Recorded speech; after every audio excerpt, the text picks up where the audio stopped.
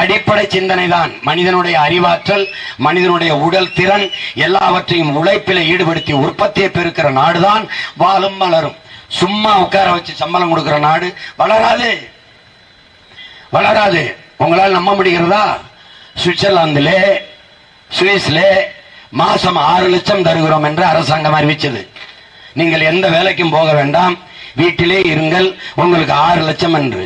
என்ன செய்திருப்பார்கள் என்று நீங்கள் எண்ணுகிறீர்கள்? மக்கள் வீதிக்கு வந்து போராடினார்கள். ஏன்? நாங்கள் 6 லட்சம் எங்களுக்கு தர வேண்டாம், நாங்கள் வீட்டில் சும்மா இருக்க முடியாது. ஏன் ஏன் போராடினார்கள்?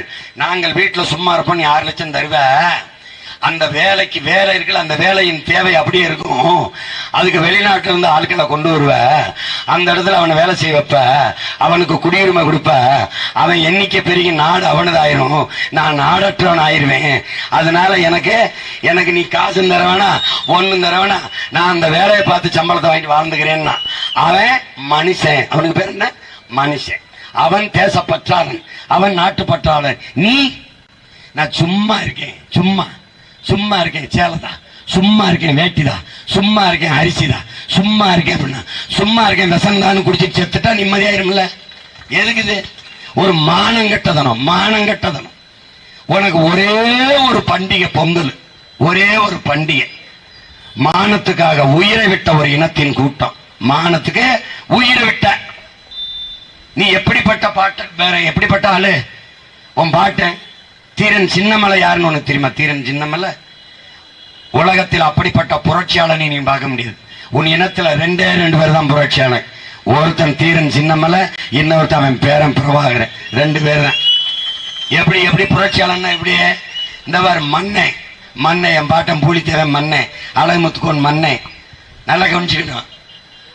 மருதுபாண்டியர் மண்ணை, பாட்டி வேலுநாச்சியார் அரசி, கூப்பிட்டா படைக்கு ஆள் வருவான், அரசர் கட்டளை, மன்னர் உத்தரவு வருவான். தீரன் சின்னமலை மண்ணை இல்ல, விவசாய குடும்பத்துல 9வது மகன், சாதாரண ஒரு குடிமகன். அவன் கூப்பிட்டு படைக்கு ஆள் வர்றான்னா அவன் எவ்வளவு பெரிய வீரனா இருந்திருக்க முடியும், எவ்வளவு பெரிய கட்டிக்காரனா இருந்திருக்க முடியும் பாரு. தீரனை நம்பி நம்ம போகலாம்டா அப்படின்னு அவன் படைக்கு பலாயிரக்கணக்கான இளைஞர்கள் திரண்டு வந்தார்கள் என்றால் அது புரட்சின்னு பேரு. அதே மாதிரி தமிழீழ மண்ணில் பிரபாகரன் என்ற ஒரு மகன் முதலமைச்சர் இல்ல, அமைச்சர் இல்ல. இன்னைக்கெல்லாம் ஸ்டாலின் ஐயாவோ உதயநிதியோ கூப்பிட்டு மக்கள் வர்றதில்ல, காசு கொடுத்தா தான் வருவான். சீமானும் அவன் பிள்ளைகளும் பேசினாதான் தானா மக்கள் வந்து கேட்பான். மதம் வரமாண்டா, நல்லா நீ உள்வாங்கினோம். பிரபாகரன் கூப்பிட்டு ஒரு சாதாரண குடிமகன் கூப்பிட்டு அவன் படையில் சேர்ந்து நாட்டு விடுதலைக்காக சாகிறதுக்கு 50,000 பேர் வந்தான்னா அதுதான் புரட்சி. இன்னைக்கு எளிய மகன், எங்க அப்பா முதலமைச்சர் இல்ல, நான் முதலமைச்சரா இருந்ததில்ல, அமைச்சரா இருந்ததில்ல, சாதாரண விவசாயி மகன், ஒரு மகன். எங்க அப்பா ஆத்தால உனக்கு தெரியாது, யாருன்னு தெரியாது. அந்த மகன் கூப்பிட்டு பல லட்சக்கணக்கான இளைஞர்கள் என் பின்னாடி வர்றான்னா இதான் புரட்சி. இந்த எளிய பிள்ளைகளுக்கு 32 லட்சம் பேர் வாக்கு செலுத்தி 3வது பெரிய அரசியல் கட்சியா உயர்த்திருக்காங்கன்னா அதான் மாறுதல், அதான் புரட்சி. உன் பாட்டன் யாரு தெரியுமா? நம்ம பாட்டன் தீரன். என்ன கேட்கிறாரு நினைக்கிறேன் நீ? ஏன்னா இவ்வளவு பெரிய சனக்கூட்டத்துல, இவ்வளவு பெரிய இனத்துல இந்த நாட்டை ஆளுறதுக்கு நம்மள ஒருத்தனை கூட வர தகுதி இல்லைன்னு கேட்கிறார். அன்னைக்கு என் பாட்டன் தீரன் கேட்டான், இன்னைக்கு அவன் பேரன் சீமான் கேட்கிறேன். 2 ஒண்ணுதான். அவன் பேசுறதும் தமிழ் தேசியம்தான், நான் பேசுறதும் தமிழ் தேசியம்தான். அப்படிப்பட்ட வீரன் வெள்ளக்காரன் வந்து, தீரா நீயே உன் நிலத்தை ஆண்டுக, ஓடா நிலைய தலைமையை வச்சு ஆண்டுக, ஆனா எனக்கு சரிபாதி கப்பம் கட்டிருந்தேன், உன்னை ஆள அனுமதிக்கணும்னு என்ன சொல்லிருப்பாரு நினைக்கிறேன். யாரு நாட்டை யார் ஆண்டுறதுக்கு யாரா அனுமதி கொடுக்கறது? தொலைச்சு பெறுவேன்ட்டாரு. சண்டையில நம்ம பாட்டனுக்கு தூக்கு தண்ணி வச்சுட்டாங்க. காட்சிப்படுத்தி பாரு, தூக்கு மேடையில் நிக்கிறாரு, தூக்கு மேடையில் நிக்கிறாரு. அந்த கயிறை கொண்டு ஒரு வெள்ளைக்கார அதிகாரி வாங்கலாம், கழுத்துல மாட்ட என்ன செஞ்சிருப்பாருன்னு நினைக்கிற? கயிறை படக்குன்னு பறிச்சு கழுத்துல மாட்டிக்கிட்டு அவன் நெஞ்சில கையை வச்சு தள்ளி விடுறது. போடா, நீ என் எதிரிடா, எனக்கு மரணத்தை கூட பரிசாக தந்தா என்று வரலாறு பதிவு செஞ்சிடக்கூடாதுன்றாரு. அந்த வீரனின் பேரனா பேத்தியா நீங்கிறது கேட்டுக்க. சும்மா வந்தா மோன நாட்டை கொடுத்துட்டு ஓட்ட போட்டுவிட்டு எதுக்குடா உனக்கு பிஜேபி? ஒரு காரணம் சொல்லு, நான் எங்க அப்பாவை கூட்டிட்டு வீட்டுக்கு போயிடுறேன். எனக்கு ஓட்டு போட வேணாம். நீ ஒரே ஒரு காரணம் சொல்லு, ஒரு காரணம். ஏற்கனவே இங்கிலாந்து இன்னொரு மாநிலமா மாத்தி வச்சிருக்க. தமிழ்நாடு தானது. ஏதாவது ஒரு இடத்துல உன் தாய்மொழியில் எழுத்து காட்டுறான் கடை விளம்பர படங்க. தெரு வச்சிருக்கியா? தெரு தெரு இருக்கா? ஸ்ட்ரீட்.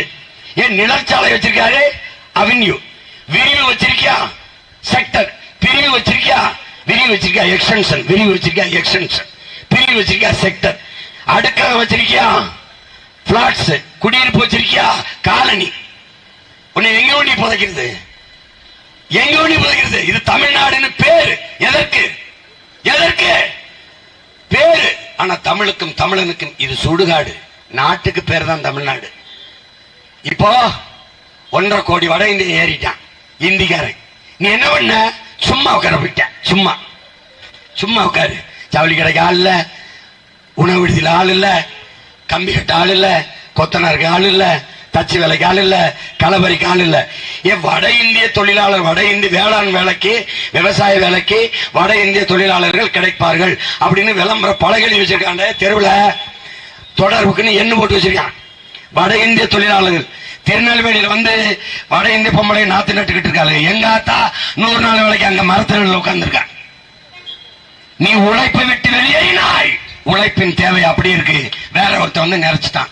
இவ்வளவுதான், இவ்வளவுதான். முதலாளி சொல்றாங்க, திருப்பூர் முதலாளி என்ன சொல்றாங்க? தமிழாளர்களுக்கு வேலை கொடுத்தா நாங்க தினக்கூலியை கொடுத்துருவோம். 500 3 நாள் வர்றான், 2 நாள் குடிச்சிட்டு படுத்துக்கிறான், வரமாட்டேங்கிறான். அப்ப என்ன பண்ணும்? டாஸ்மார்க்க மூடணும், உழைக்கிற திறனை மேம்படுத்தணும். அப்ப திறன் மேம்பாட்டு பயிற்சி கொடுக்கணும். 2 மாசம் 3 மாசம் பயிற்சி கொடுத்து நான் வந்தா என்ன பண்ணுவேன்? சீமான் என்ன பண்ணுவேன்? என் ஆளுகிற வேலை இல்லாத பிள்ளைகளை பதிவு பண்ண சொல்லுவேன். திறன் மேம்பாட்டு பயிற்சி கொடுப்பேன். ஜவுளி கடைக்கு ஆளா எத்தனை பேர் கேட்பேன். முதலாளி என்கிட்ட பதிவு பண்ணி வைக்கணும். எனக்கு 100 பேர் தேவை. 100 பேர் ஆண் பெண் பிரச்சனை கிடையாது. எழுதி வச்சு 100 பேரை அரசு அனுப்பும். அவருக்கு அனுப்பும். வட இந்தியக்காரனை திருப்பி அனுப்பும். என் ஆளு அங்க போய் அந்த வேலையை, அந்த இடத்தை நிரப்புவான். சிந்திக்கணும்ல. ஏன் சிந்திக்கிறான்? அரசியல்வாதி அடுத்த தேர்தலை பற்றி சிந்திப்பான். தலைவன் மட்டும்தான் அடுத்த தலைமுறையை பற்றி சிந்திப்பான். என் நிலம் பறிபோய் கொண்டிருக்கிறதை நான் பார்க்கிறேன். வட இந்தியா வருவதில், வேலையை கொடுப்பதில், அவன் இங்க வாழ்றதுல பிரச்சனை இல்லை. அவனுக்கு குடும்பத்தை கொடுத்து வாக்காளர் உரிமையும் கொடுத்தினால் இந்த நிலத்தின் அரசியலை அவன் தீர்மானிப்பான். அதிகாரம் அவன் தீர்மானிப்பான். நீ அடிமையாவாய். இது இந்தி பேசுற இன்னொரு மாநிலமாக மாறும். இது என் தலைவன் மேல சக்தியை எழுதி வச்சுக்க. நீ அடித்து விரட்டப்படுவாய். அதுக்கு என்ன செய்யணும்? எச்சரிச்சுக்க, சுதாரிச்சுக்க. படக்குன்னு ஒரு ஓட்ட மைக்கில் போட்டு நாட்டை என்ற கொடுத்து நிம்மதியாப்படு. உனக்கு இந்த பிரச்சனைகளை தந்தவர்கள் யார்? இத்தனை பிரச்சனைகளை அனுபவிக்கிறீல்ல, இதை தந்தது யார்? இந்த கட்சி ஆட்சிகள் தான். இந்த காங்கிரஸ், பிஜேபி, திமுக, அதிமுக 4 பேரை தாண்டி உனக்கு இவ்வளவு கஷ்டம் வந்துச்சுன்னு நினைக்கிறியா? வந்துச்சா? விடு, அவங்களை விடு. விட்டுட்டு வேற ஒண்ணு தேடு. மாற்றுன்னு வெறும் வார்த்தையில வச்சு வெற்று மாற்றா பண்ணிட்டு இருக்காத. ஏன் நாங்க தனிச்சு வந்து நிக்கணும்? மாற்றத்தை எதிர்பார்த்து நிற்கிற மக்களுக்கு அவர்கள் பிள்ளைகளே ஒரு மாற்றாக வந்து நிக்கிறோம். எங்க கடமைன்னு நிக்கிறோம். எல்லாருக்கும் தோணுது ஒரு மாற்றம் வரணும்பா. நீ என்ன மாற்ற? உனக்கிட்ட இருக்கிற மாற்று என்ன? அதிமுக ஆண்டுச்சா, திமுகவுக்கு ஒரு 5 வருஷம், இது ஒரு மாற்று. திமுக ஆண்டுச்சா, அதிமுக ஒரு மாற்று, அது ஒரு மாற்று. காங்கிரஸ் ஆண்டுச்சா, பிஜேபி, அது ஒரு மாற்று. பிஜேபி ஆண்டுச்சா, காங்கிரஸ், இது ஒரு மாற்று. கேவலம். இது எப்படி கதை தெரியுமில்ல? இது எந்த மாதிரி கதை தெரியுமில்ல? ஒருத்தன் குற்றம் செஞ்சிடறான். அந்த குற்றவாளியை மண்ணென்ற கொண்டு நிறுத்திடுறாங்க. அவனுக்கு தண்டனை விதிக்கிறான். என்ன தண்டனை? 50 மிளகாய்களை கடிக்கணும், இல்லைன்னா 50 சவுக்கடி வாங்கணும். இதுதான் தண்டனை. அவன் சவுக்கடி ரொம்ப கடினமா இருக்கும், மிளகாயை கடிச்சிருக்கேன் மண்ணா அப்படின்னா சரி ஆகட்டும்ன்றாரு. 5 மிளகாயை கடிக்க முடியல, அதுக்கு மேல தாங்க முடியல. கண்ணில இருந்து நீரா கொட்டுது, நாக்கு எரியுது, ஒரு மாதிரி ஆயிட்டு கண்ணெல்லாம் அழுது, ஐயோ என்னால முடியல மண்ணா, நான் சவுக்கடி வாங்கிறேன். 5 மிளகாயை தாண்டல, சவுக்கடி 5 அடி வாங்கினா முது பிஞ்சிருச்சு, வலி தாங்க முடியல, துடிச்சு, மண்ணா என்னை மன்னிச்சுக்கிறீங்க, நான் மிளகாயே சாப்பிட்டுறேன். மிளகாயை சாப்பிடுறேன். மறுபடியும் அதே நிலைமை தான். கண்ணு எரிச்சல், நாக்கெல்லாம் காந்தது, அவனால முடியல. மண்ணா என்னை மன்னிச்சிருங்க, சவுக்கடி வாங்கிறேங்க. மறுபடியும் 5 சவுக்கடி. 5 வருஷத்துக்கு மிளகாக்கடி அதிமுக, 5 வருஷத்துக்கு சவுக்கடி திமுக, 5 வருஷத்துக்கு மிளகாக்கடி காங்கிரஸ், 5 வருஷத்துக்கு சவுக்கடி பாரதிய ஜனதா. நீ வாங்கி வாங்கி சேர்த்து போ, வாங்க முடியாது. இப்ப நான் என்ன பண்றேன், நான் சவுக்கடிக்கு மருந்து, நாக்கில் தேன் தடை விடுறதுக்கு உன் மயம் வந்துகிட்டு இருக்கேன். இங்க வா, இங்க வா. நீ குற்றம் பண்ணியா, குற்றம் பண்ணியா? நீ குற்றம் பண்ணுவதற்கான காரணம் என்ன? அதற்கான காரணத்தை கலைகிறேன். ரூசோ, உலக பேரறிஞன் ரூசோ இருக்கான, ரூசோ என்ன சொல்றேன், நீ ஏன்டா குற்றவாளியை பிடிச்சு தூக்குல போடுற? பைத்தியக்கார, குற்றவாளியை பிடிச்சு தூக்குல போடாரா? அவன் குற்றம் செய்வதற்கான காரணம் என்னவென்று கண்டுபிடிச்சு அதை தூக்குல போடுறான்றான். அப்ப நான் என்ன செய்வேன், நீ ஏன் குற்றம் செய்தாய், அந்த குற்றம் செய்வதற்கான காரணத்தை வேரோட வெட்டி சாய்ப்பேன், அழிப்பேன்.